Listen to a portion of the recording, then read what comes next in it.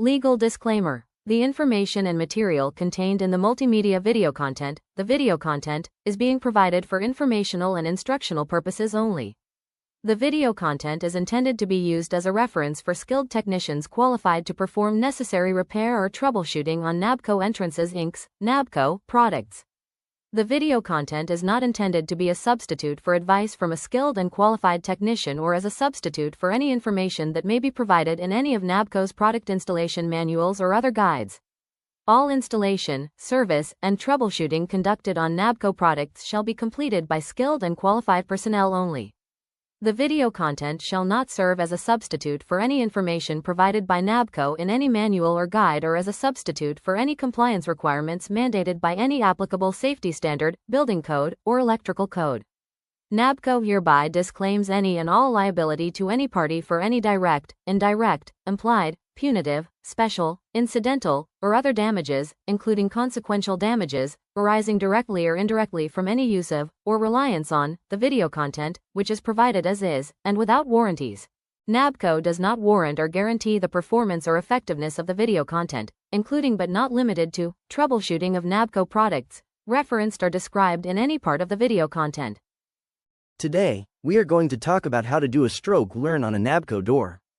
We will go over how to do one on a swing door, as well as a slide door. First, we are going to talk about how to do a stroke learn on a swing door. First, from the main screen, make sure that BA is not highlighted, and the status says, fully closed. Once that is confirmed, give the dial a long 2-second push.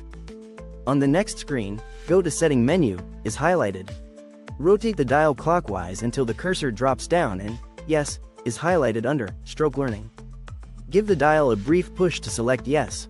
The screen will display, Seek fully closed. The door must be fully closed before the stroke learn can begin. After a few seconds, the door will start opening at check speed. Once full open is achieved, the door will close at check speed. Once the door reaches full close, the screen will display, Success.